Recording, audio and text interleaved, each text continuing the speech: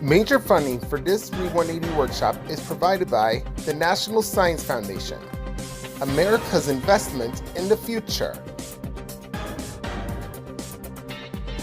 At Jif Peanut Butter, we know just how choosy you are when it comes to your family, including the shows you value most. Public television encourages kids' curiosity and love of learning, and Jif is proud to support CyberChase on behalf of all choosy moms and dads.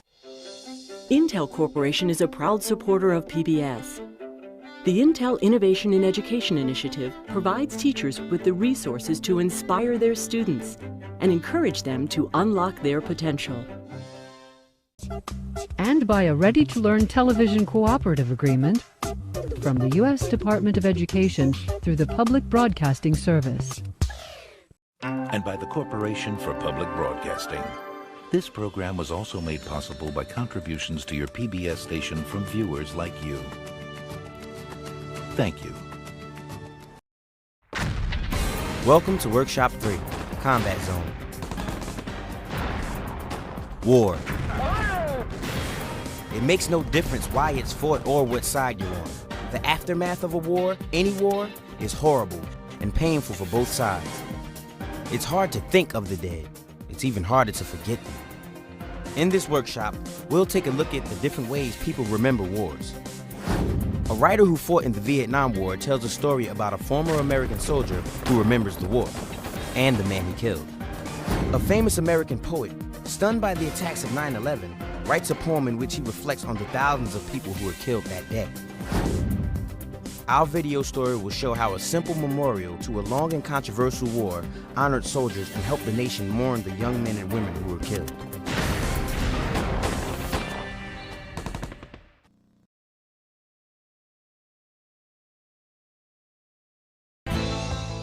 Reading 1, Ambush. This short story is by Tim O'Brien. Like many young men of his generation, Tim served in the Vietnam War, a long and unpopular war fought in the 1960s and 70s in Vietnam, a small country in Southeast Asia. It was an experience Tim would never forget. After the war, Tim O'Brien became a writer. He's written over a dozen stories and novels, and most of them are about Vietnam. In his stories, Tim mingles reality with fantasy. This story is about a soldier who remembers the night he killed a man. Is it true or fiction? O'Brien would say, it doesn't matter. It tells the truth about war as only someone who had been in combat could.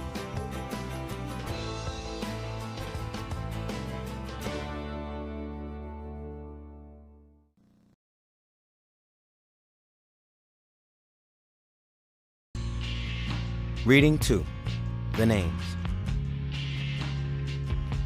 In June of 2001, Billy Collins became Poet Laureate of the U.S. His job was to show Americans the importance of poetry. A few months later, on September 11th, the country was attacked. Wanting to do something, Collins went to work writing a poem that would help the country remember the victims of this day. On the one-year anniversary of 9/11, Collins read his poem, The Names, before Congress. In this workshop, you'll hear a reading of that poem. Yesterday I lay awake in the palm of the night. A soft rain stole in, unhelped by any breeze. And when I saw the silver glaze on the windows, I started with A.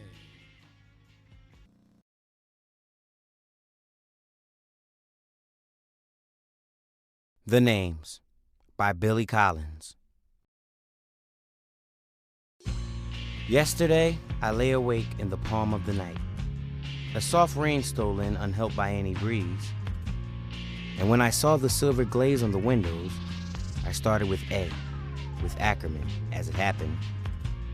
Then Baxter and Calabro, Davis and Eberling, names falling into place as droplets fell through the dark. Names printed on the ceiling of the night, names slipping around a watery bend. 26 willows on the banks of a stream. In the morning, I walked out barefoot among thousands of flowers, heavy with dew like the eyes of tears, and each had a name. Fiore, inscribed on a yellow petal. Then Gonzalez, and Hahn, Ishikawa, and Jenkins. Names written in the air and stitched into the cloth of the day. A name under a photograph taped to a mailbox. Monogram on a torn shirt. I see you spelled out on storefront windows and on the bright unfurled awnings of this city. I say the syllables as I turn a corner. Kelly and Lee, Medina, Nardella, and O'Connor. When I peer into the woods, I see a thick tangle where letters are hidden as in a puzzle concocted for children. Parker and Quigley in the twigs of an ash. Rizzo, Schubert, Torres, and Upton. Secrets in the boughs of an ancient maple. Names written in the pale sky.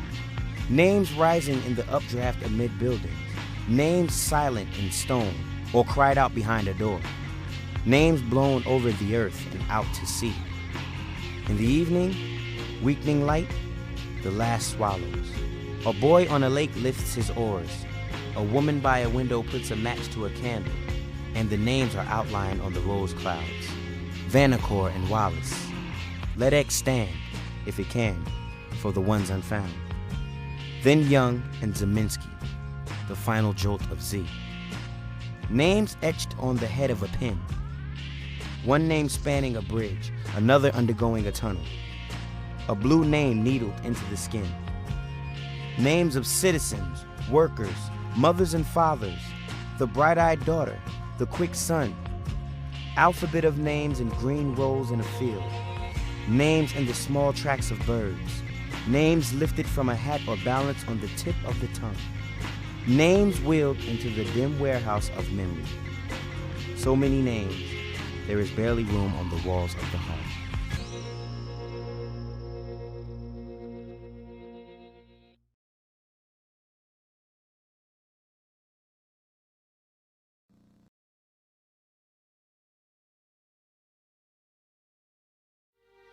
The Vietnam Veterans Memorial is the most popular monument in Washington, D.C.